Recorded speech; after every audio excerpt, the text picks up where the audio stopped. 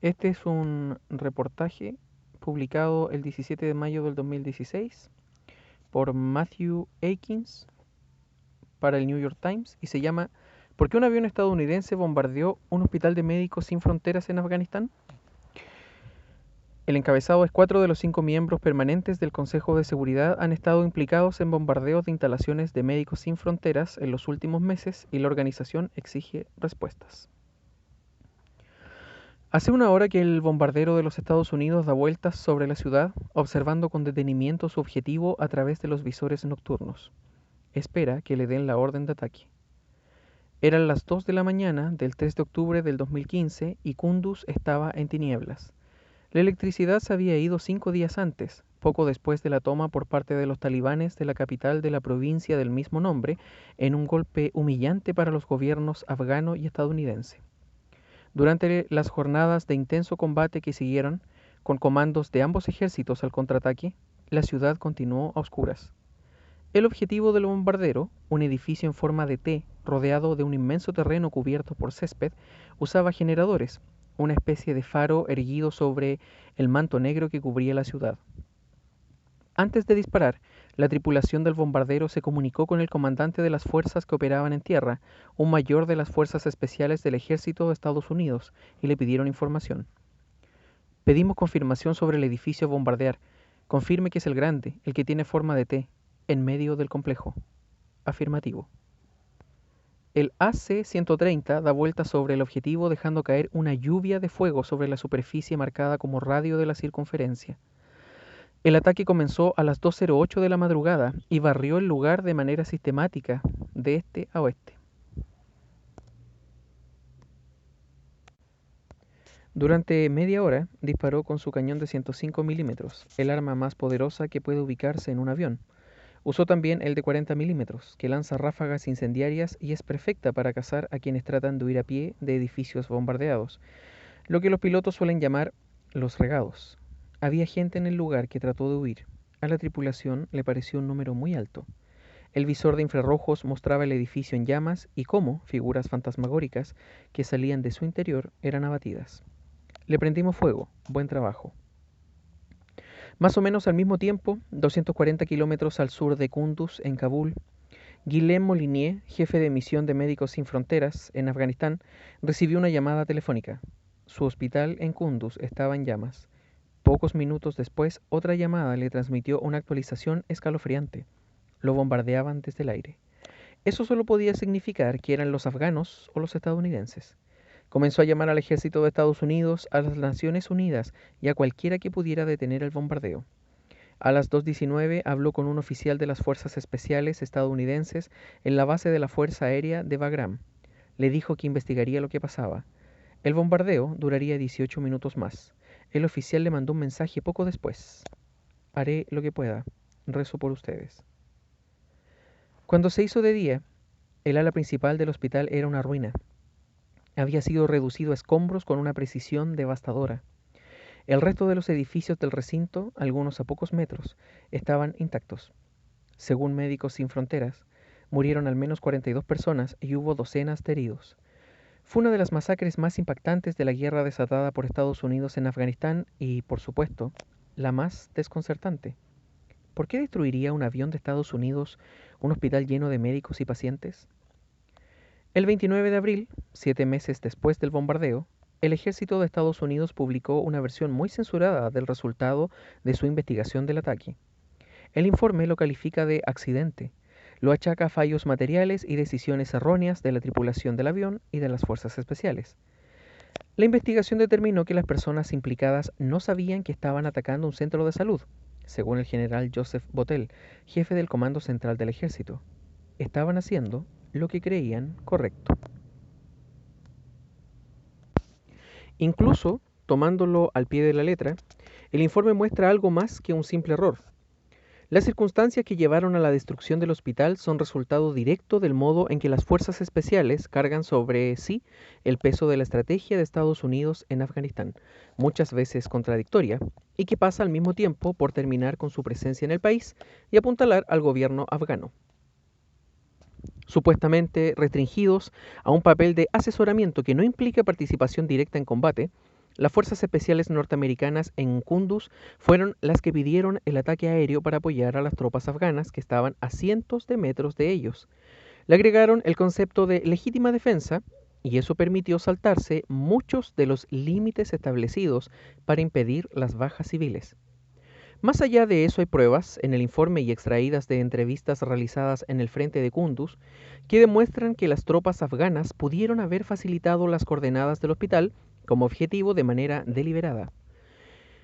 Aunque las fuerzas especiales dijeron luego que no eran conscientes de que se trataba de un hospital, los documentos censurados muestran que pasaron una descripción que correspondía con la de las instalaciones de Médicos Sin Fronteras a la tripulación del AC-130 y lo señalaron como objetivo, y eso no aparece en el sumario de los hechos relacionados con el bombardeo, una descripción que viene de sus socios afganos.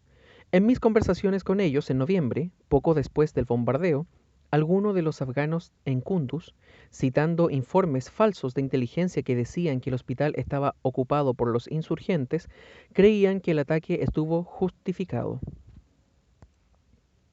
Tanto el ejército de Estados Unidos como el gobierno afgano declinaron comentar si las fuerzas afganas tenían intención de atacar el hospital, pero hay una cuestión que flota sobre todo lo relacionado con el bombardeo de Kunduz, aunque el ejército haya decidido que el asunto está cerrado. Las fuerzas afganas, que desconfían históricamente de Médicos Sin Fronteras, ¿empujaron a Estados Unidos hacia una tragedia terrible? Cuando el mayor Michael Hutchinson, conocido por sus amigos como Hutch, fue destinado de nuevo a Afganistán el año pasado, estaba seguro, como contó después a los investigadores militares, que salir de la base para entrar en combate era cosa del pasado. Los estadounidenses estaban allí para formar, asesorar y apoyar a los afganos. Ahora era su guerra, la de los afganos. La misión de combate de Estados Unidos en Afganistán había terminado en 2014, como anunció Obama en un discurso en la Casa Blanca ese año. Los efectivos que permanecían sobre el terreno estaban limitados a dos roles: una misión de formación de la OTAN, en la que no cabe el combate, con el nombre Resolute Support, y asesoramiento a los afganos. La unidad antiterrorista de Estados Unidos, que participa en la operación Freedom Sentinel, lucha contra Al-Qaeda y el Estado Islámico. Josh Earnest, portavoz de la Casa Blanca en 2014, dijo: el ejército de Estados Unidos no participará en operaciones específicas que tengan por objetivo a talibanes solo por ser miembros de los talibanes. Pero a medida que el gobierno afgano comenzaba a perder terreno frente a los talibanes, Estados Unidos se vio de nuevo arrastrado al combate. Desde que comenzaron sus nuevas misiones en 2015, han muerto o resultado heridos en acción al menos 87 de sus efectivos, y gran parte de esos combates han caído dentro de la responsabilidad de fuerzas especiales, como la compañía que lideraba Hutchinson, a la que se asignó la responsabilidad del norte de Afganistán. Desde el principio, Hutchinson era consciente de la complejidad política en Kunduz. Irónicamente, parece que yo me eché la mala suerte, diría después a los investigadores militares. Dije que no creía que debiéramos involucrarnos en Kunduz más allá de entrenar y asesorar, a menos que cayera la capital de la provincia, porque el problema étnico y político es estructural. No es algo en lo que podamos implicarnos y conseguir resultados. Kunduz, una zona fértil de arrozales y trigo, escondida entre las faldas de la cordillera del Hindu Kush y la cuenca del río Amu Daria, es una de las provincias donde los talibanes han conseguido sus mayores avances en los últimos años. En los meses previos a la caída de la ciudad, ni los afganos ni los estadounidenses parecían demasiado preocupados por la estabilidad de la zona. El 13 de agosto, el general Wilson Schaffner, portavoz del ejército en Afganistán, dijo en una rueda de prensa que creía que hay mucha generalización en todo lo que se refiere al norte. Kunduz no ha estado ni está en riesgo de caer en manos de los talibanes. Poco después, apenas 6 semanas, a las 3 de la madrugada del 28 de septiembre, los talibanes atacaron la ciudad por 3 frentes. Según un comandante talibán que participó en las ofensivas y se llama Shahid, los mujahidines actuaron bajo un solo mando. Habló por teléfono desde fuera de la ciudad varias semanas después del ataque. Doblegamos al enemigo. Aunque la ciudad era cuna de miles de miembros de las fuerzas de seguridad e inteligencia afganas, su defensa colapsó velozmente y sus defensores huyeron hacia el aeropuerto, ubicado en una pequeña meseta desde la que se ve la ciudad. Horas después de comenzar el asalto, los talibanes se movían con libertad por la ciudad, saqueaban los depósitos de armas, los documentos, las camionetas, los Humvees e incluso dos viejos tanques de fabricación soviética, dos T-62. Miles de personas huyeron a las ciudades limítrofes y grupos de combatientes talibanes, algunos de las provincias de alrededor, entraron en la ciudad. La idea de una victoria de ese calibre resultaba muy atractiva. Era la primera vez que los talibanes tomaban una capital desde 2001.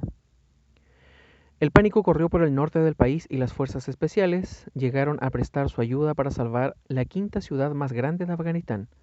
Ya existía un grupo de despliegue operativo Alfa, un equipo A de 12 boinas verdes y algunos soldados de apoyo que tenían equipo para dirigir ataques aéreos estacionados en el aeropuerto de Kunduz.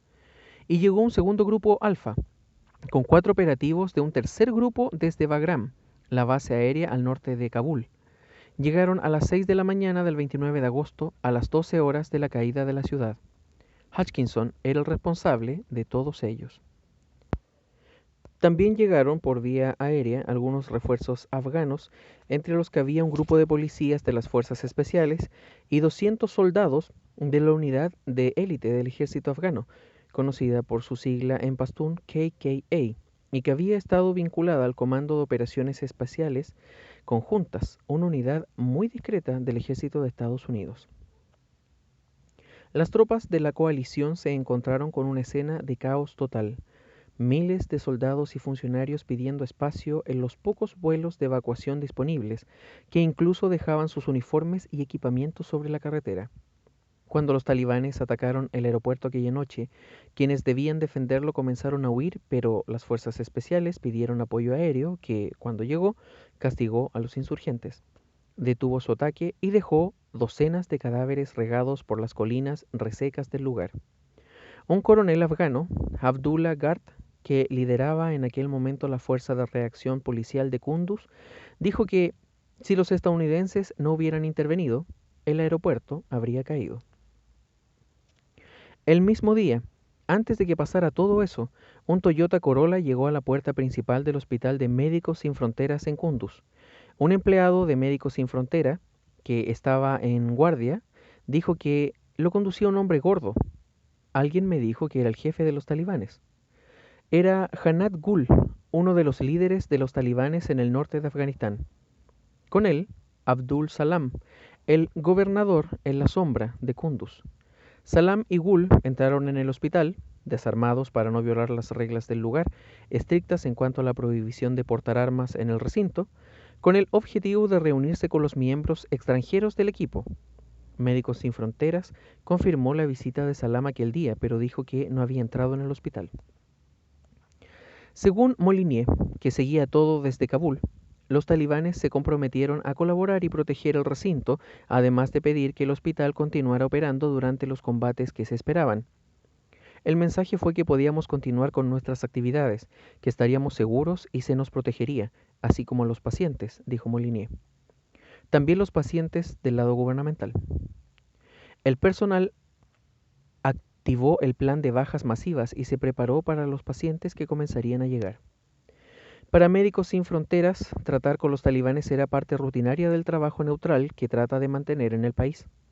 Como una de las organizaciones médicas no gubernamentales más importantes del mundo, se define como una organización humanitaria imparcial que sigue el modelo del Comité Internacional de la Cruz Roja, un modelo que permite cruzar las líneas del frente para tratar a cualquiera que lo necesite, incluyendo combatientes heridos.